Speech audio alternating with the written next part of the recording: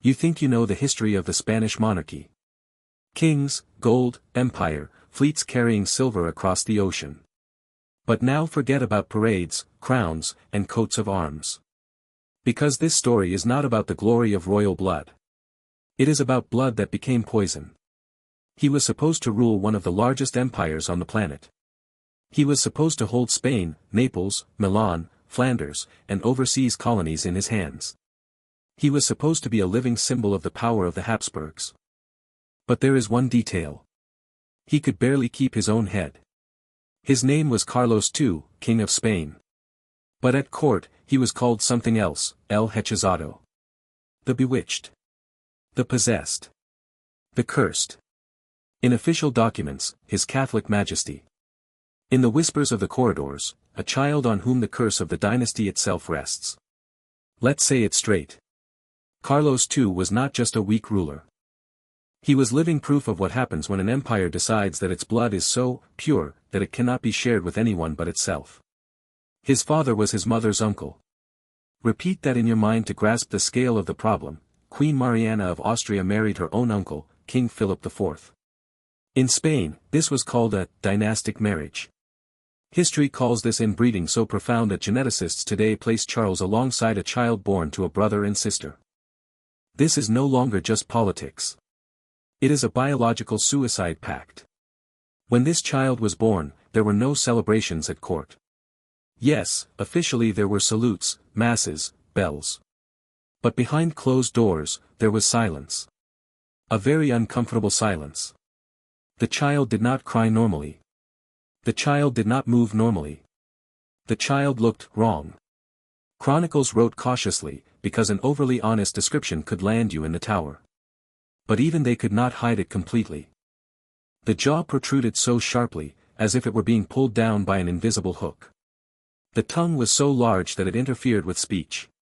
The body was soft and frail, as if it had no bones.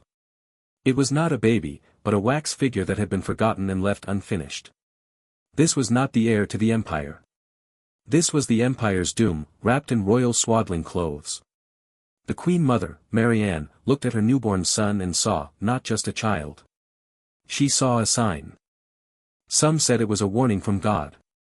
Others whispered even more terrifying things, that the boy was not human at all. That he had been corrupted by dark forces even before his birth. That someone had cast a spell to destroy Spain through its own heir. That is why he was named El Hechizado. Not sick. Not weak. But bewitched. Because when the body looks so wrong, it is easier for people to say, he was cursed, than to admit the truth, we did it ourselves. Here it is important to understand one thing. In the 17th century, Spain officially considered itself chosen by God. A Catholic monarchy. The last bastion of pure faith. And now this same monarchy gives birth to a king who cannot stand normally. How do you explain this to the people? How do you explain it to the church? How do you explain it to Europe, which is just waiting for a sign of weakness to tear your empire to pieces? The answer was simple and convenient. It's not politics. It's not biology. It's witchcraft. It sounds almost mystical, until you look at the mathematics of blood. Each generation of Habsburgs married within their own family. Uncle to niece. Cousin to cousin. What they called preserving the dynasty was in fact a slow and painful self-destruction. They protected their blood so much that they turned it into poison. Carlos II was the culmination of this process. The final act. Nature's living response, enough. He was supposed to be a king, anointed with oil and blessed by priests. Instead, he was carried around like a relic. Not in the sense of solemn respect, in the literal sense. He couldn't keep his balance properly. Servants lifted him up and carried him around like the sacred bone of a martyr. It was not a coronation. It was a public denial of reality. But let me tell you something that could not even be whispered at the Spanish court. Charles was not just a victim. Charles was a warning. He was a reminder that empires do not die from enemies. Empires rot from within, convinced that they are eternal. And now listen carefully, because it gets worse. This is not just a story about a king who could not speak clearly, could not chew, could not produce an heir. This is a story about a queen mother who gave birth not just to a son, she gave birth to a political prophecy. A living, painful, unbearable testimony that even a divine monarchy cannot rewrite the laws of the body. This is a story about a court that turned into a monastery, a hospital, and a prison all at once. This is a story about how an entire state began to believe that its ruler had been devoured by a demon. And now, the main thing. This is not just a story about a king. This is a story about a family that devoured itself. In the history of monarchies, there have been kings who were weak, cowardly, even insane. But Charles II's body was beyond human logic. It was not just a physical defect, it was an anatomical cry for help that Spain tried not to hear. His birth was considered a miracle. Not because the boy survived, but because he was breathing at all. When the midwife lifted the baby, she heard no cry.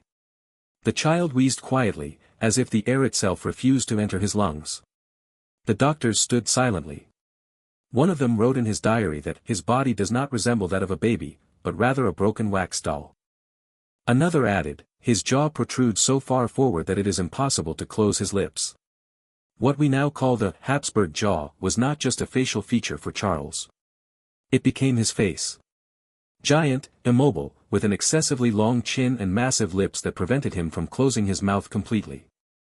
His tongue was so large that it interfered with his speech and even his ability to swallow. When he turned 2, doctors determined that the child does not stand, walk, talk, or hold a spoon. Until the age of 8, he could only move around in a special stretcher, his small body swaying under the weight of his head, which was supported by pillows. He was not led by the hand, he was carried like a relic of a saint who could not take a single step on his own. At court, this was referred to as poor health. But in reality, no one had any doubts, this boy's body was a map of the mistakes of an entire dynasty. Spanish chroniclers wrote cautiously, almost piously, His Majesty has no earthly power, for he has heavenly power. But behind the scenes, courtiers whispered something completely different, he is not cursed. He is the curse. 3 centuries later, geneticists proved what the doctors of the time were afraid to say aloud. Inbreeding among the Habsburgs had reached such a level that Charles II had a higher kinship coefficient than a child of his own brother and sister. His DNA was locked inside him like a trap. And each generation only tightened that trap more. Little Charles didn't stand a chance. His body was born to remind Europe that even royal blood is subject to the laws of nature. Modern reconstruction suggests that he may have had severe neurological disorders. Bone deformities. Epilepsy. Hypogonadism, which prevented his body from developing like that of an adult male. And with all this, constant weakness, insomnia, pain.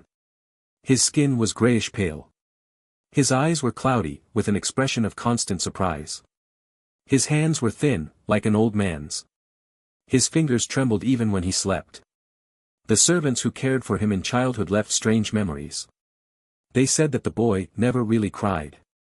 That when he fell or burned himself with a candle, he just stared silently, his eyes wide open, as if the pain did not touch him or he did not understand what pain was.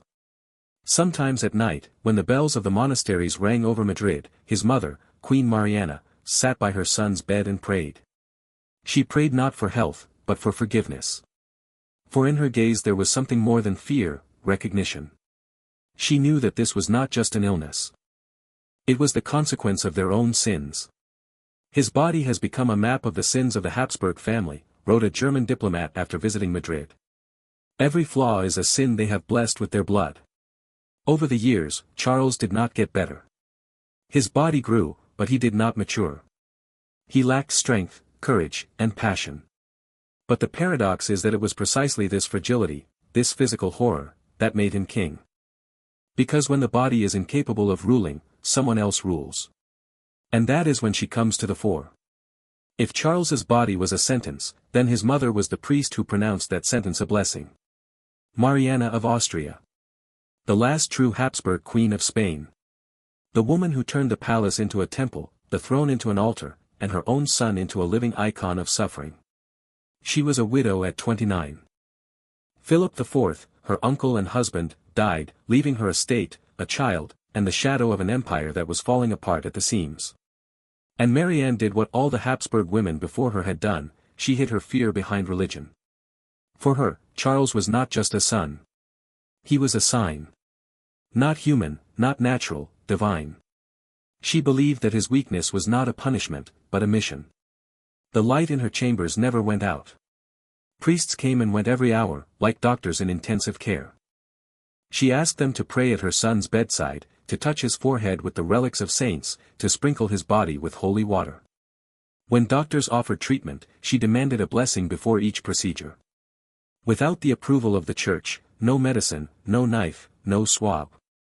Chronicles wrote that at night Mariana ordered incense to be burned at Charles's door, to drive out the evil force that trembled in his blood. Others recalled how she knelt in the royal chapel, barefoot, in a dark dress, while the monks sang psalms of purification. Some believed she was praying for healing. But those who saw her face up close said she was praying for redemption. Mariana understood that her son was not the future of Spain, but its ghost. But to admit this meant the end of her power. So she did what all political fanatics do, she turned religion into a weapon. If God made him weak, she said, then God gave me the strength to rule in his name. And with that one sentence, she rewrote the structure of power. The regent, who was supposed to rule temporarily until her son came of age, became a shadow monarch. Priests became her ministers. Prayers became orders. Exorcism became political reform. At some point, it became an open secret at court, the king's signature meant nothing. You could receive a decree with Charles's seal, and everyone understood perfectly well that it was not his hand and not his decision. His power existed on paper. The real power sat next to the altar and called itself Mother. Under her supervision, the Spanish court turned into a monastery with a hint of a cemetery. Every hall smelled of incense, every corridor echoed with whispered prayers and the rustle of black robes. Even banquets began not with toasts, but with blessings, not in honor of life, but against death. The palace no longer laughed. It breathed fear. The servants stopped talking about the weather or the news, they discussed signs of a demonic presence. If Charles lost consciousness, it was not epilepsy, it was a trial of the spirit. If he couldn't eat, it was an attack of evil. If he stared at one point without blinking, it meant he saw what others couldn't. Marianne lived in this fear and did everything to make sure everyone else lived in fear too. And when the bishops whispered about an heir, she coldly replied, "Do you doubt God's will?" This is how the politics of fanaticism was born. When a priest has more influence than a minister. When ritual is more important than medicine. When prayer becomes state strategy. Contemporaries said that Marianne talked more to icons than to advisors. She was a woman who was kept in power not by cunning or strength, but by a holiness that smacked of madness. And it was all the more frightening to see her leaning over Charles's bed every night, touching his cold hand and whispering, "Lord, if he is our curse, let me bear it while he breathes." She really did bear it. Literally. When Charles could not get up, she ordered the servants to carry him to the throne room so that the people could see the living monarch. His body was supported by straps and pillows, his eyes staring into nothingness, his mouth half open, his tongue hanging out. His subjects bowed, not daring to meet his gaze. It was not a reign. It was a funeral that lasted a lifetime. But death, as always, does not come immediately. At first, it settles nearby. In silence.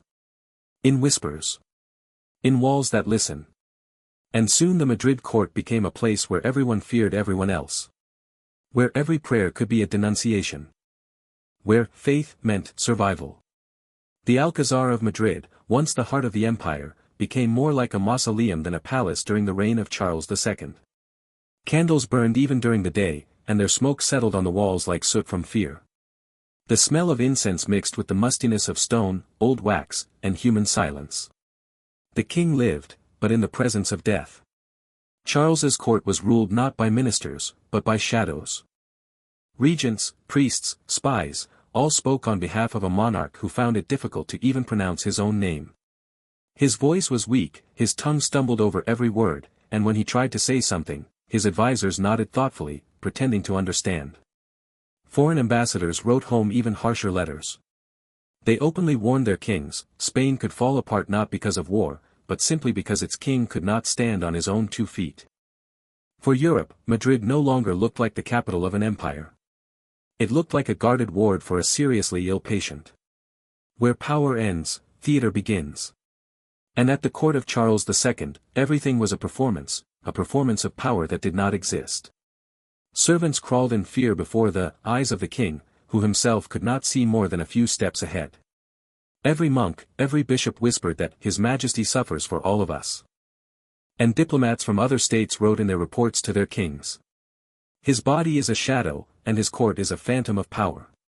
The wind blew through the corridors, banged on doors, and howled in the chimneys, and the courtiers said that it was demons testing their faith.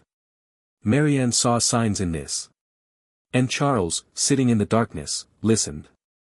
Sometimes he really did hear voices. No one knows if they were in his head or in his chambers. Servants said that at night the king called out the names of people who had long since passed away, his father, his great-grandfathers, even those who had been executed centuries ago. He asked them for advice. And when the maids came in to clean the room in the morning, they found candles burned down to the wick and traces of tears on the monarch's face. It was a court where even a whisper could kill. Everyone was afraid to say a word about the king's condition, because denying a miracle meant challenging the church itself. But another, invisible ritual had long been widespread among the courtiers: denunciation. Spies watched spies, monks watched doctors, and all together watched the king, who no longer controlled anything. In diplomatic letters, English ambassadors wrote, "His Majesty cannot chew, cannot walk, cannot produce an air. All he can do is stare into the darkness." Doctors wrote reports that resembled confessions. His body is exhausted. His pulse is uneven. His gaze is like that of someone who sees things that do not belong to this world. And above all this was Marianne's fear, mixed with holiness. Every day she ordered the confession of everyone who entered Charles's chambers. And every night she suspected a new enemy. Someone said that she was the first to suspect that not all enemies were alive. Rumors began to spread. That the king had been bewitched. That somewhere in the palace, wax figures pierced with needles were hidden. That his illnesses were not natural. And this idea, once uttered, spreads like mold. Because the only thing scarier than the death of a monarch is the thought that he is bewitched. And if he is bewitched, then only God can heal him. And then the darkest chapter of this story begins. When prayers become spells. And the state becomes a place for purification rituals. By this point, all of Europe was already whispering that Spain was ruled not by a king, but by ghosts. But the real madness was yet to come. The end of the 17th century. Madrid. In the palace where fanfare once resounded, now only the footsteps of monks can be heard. The light of candles flickers faintly on the icons, and the air is heavy with incense and disease. King Charles II is no longer a man, but a breathing shadow. And he is convinced that his body does not belong to him. In 1698, Charles ordered an official exorcism. Yes, not a private prayer, not a church ritual of purification, a real expulsion of demons from the monarch of Spain. Chronicles say that when the priests entered the chambers, they were met with the smell of rot and wax. The king was lying on pillows, his face pale, his eyes huge and dull. He begged them to find the sorcerers who had cursed him while he was still in his mother's womb. "My life is a curse," he said. "My body is not mine." This story is so terrifying that even modern historians argue about what is true and what is collective hysteria. But here is what eyewitnesses said. During the exorcism, the monks really found stuff that made even the most devout people shudder. In the royal chambers, among the pillows and carpets, they supposedly found enchanted wax figures wrapped in human hair and a small coffin with an animal's heart inside. The heart was pierced with a pin. On the lid were the initials, C.R. Carlos Rex. The servants crossed themselves when they saw this. Marianne ordered everything to be burned, to cleanse the house of the devil. But the fear only grew. After that, Charles became convinced that his enemies were not people, but forces from the other world. He demanded that priests stand by his bedside around the clock. The rooms were fumigated with incense so thickly that even the doctors were suffocating. And when he fell asleep, his hands were placed on a cross so that the demon would not return. Servants said that sometimes in the middle of the night, the king would suddenly sit up in bed, stare into the darkness, and begin whispering Latin phrases that no one understood. Sometimes he laughed. Sometimes he cried. And sometimes he talked to someone no one could see. The strangest thing is that this sacred theater not only failed to stop the decline of Spain, it accelerated it. Because when a monarch sees an enemy in the mirror, the state begins to collapse from within. Charles stopped trusting doctors, they could be sorcerers. He stopped listening to his advisors, they could be possessed. He stopped appearing in public, because he believed that even a crowd could cast a spell on him. His body grew weaker and weaker. He lost weight, lost his sight, and trembled at every sound. And the priests who surrounded him, instead of treating him, brought him new amulets and prayers. There are reports that in the late 1690s, Charles ordered his own clothes and bedding to be burned because he believed they were saturated with demonic vapors. He could not touch mirrors because the devil looks out of them. The people, who once saw him as a sign of God, now whispered, "His body belongs to darkness." Historians say that what was happening in the palace was not mysticism, but a symptom of the mental breakdown of a man trapped between religion and power. But for Spain, it was more than the tragedy of one man. It was an allegory of a country that was consuming itself, believing that God would save it. Charles II became living proof that faith without reason is a form of madness. And a state where prayer replaces science inevitably disappears from the stage. Until the end of his life, he remained convinced that he was being persecuted. Some chroniclers write that he even asked monks to sing his funeral service while he was still alive, to deceive the demons waiting for his soul. And they did indeed hold a service. Candles, black robes, bells, everything as at a funeral. Only the king lay nearby, breathing, listening to them sing his own funeral. And then it became clear, Spain was dying with him. In January 1700, the Madrid palace was turned into a hospital for one body. Every breath Charles II took sounded like an effort. Every movement was like a battle he had already lost. His hair fell out in clumps. His skin became thin as parchment. His teeth became loose, falling out one by one. His eyes lost their sparkle, and even his gaze, that last proof of humanity, dissolved into a haze. His body, once frail, was now falling apart. Tumors, dropsy, insomnia, bleeding gums, all of this merged into a single endless pain. The maids turned away when they washed him, the smell of decay hung in the air even after the windows were left open to the frost. But no one dared to admit that the king was simply dying. Because to admit that would be to admit that Spain was dying. The worst thing was not even that the king was dying. The worst thing was that everyone already knew, there would be no children. Spain looked at Charles's bed and saw not just the agony of one man, it saw the end of its own dynasty live on television. There was no heir. After him, there would be a void, for which foreign kings were already preparing to fight. His body became a reflection of the empire, exhausted, swollen, suffocated by its own weight. Even as he lay in bed, intrigues raged around him, who would inherit the throne, who would get the colonies, who would be the first to put forward their candidate. France, Austria, England, all waited for his last breath like wolves surrounding their prey. Charles himself hardly spoke anymore. His lips barely moved as he whispered prayers. But those who stood nearby said. Sometimes he looks up, as if he sees someone standing by his bed. And then his face is calm, even gentle. On October 27, 1700, after long months of agony, Charles II took his last breath. The empire pretended to breathe for the last time. His death did not bring peace. Even after death, his body did not leave Spain in peace. When they were preparing him for burial, the doctors performed an autopsy, and what they saw became the last legend of the Habsburgs.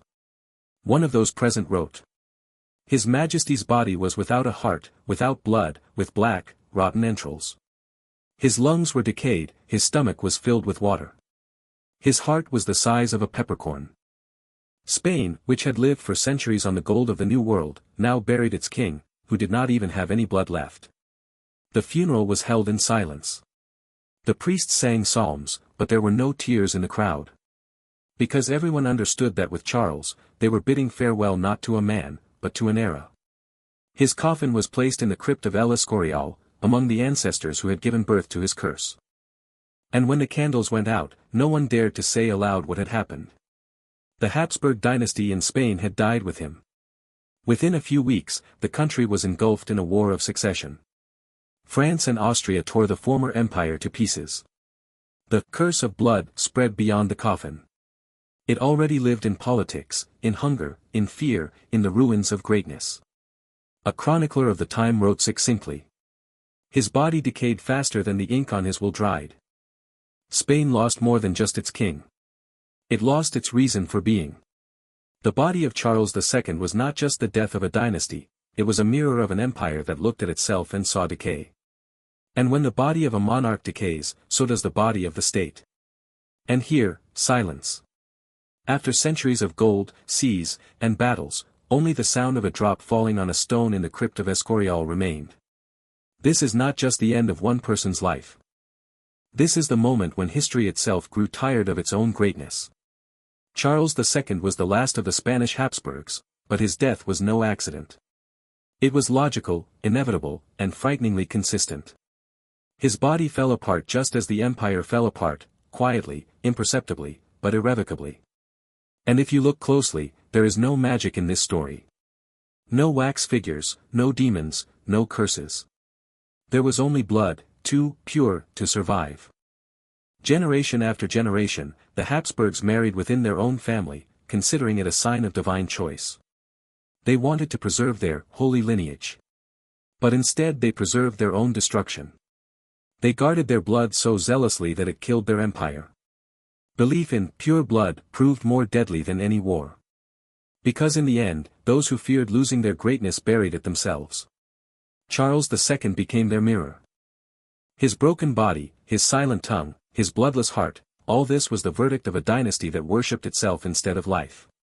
He was not a monster. The monster was the very idea that blood is power, that birth gives the right to rule the world. The history of Spain reminds us of a simple but cruel truth. No empire falls at the hands of an enemy. It rots in its own pride. It suffocates in its own sanctity. It drowns in the blood it considered divine. Therefore, the real horror of Charles II's story is not in his illness. It is not in the exorcisms, not in the wax figures, not in the smell of a body that decomposed while still alive. The real horror is that his death was just. Nature simply did what humans did not dare to do.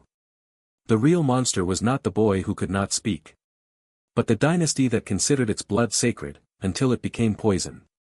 Queen Mariana gave birth to a son, but with him, she gave birth to the end. Her prayers, her faith, her fanaticism, none of this saved the empire, but only prolonged its agony. She did not give birth to an heir. She gave birth to the end. The last breath of Habsburg Spain. The last pulse in a vein that could not withstand its own purity. Charles II, El Hechizado, the bewitched. But it was not sorcerers who cursed him. History itself cursed him. It was a story not about illness, but about pride. Not about a monarch, but about blood that decided to be holy. And, perhaps, about every empire that considers itself eternal. Until its own heart turns to ashes.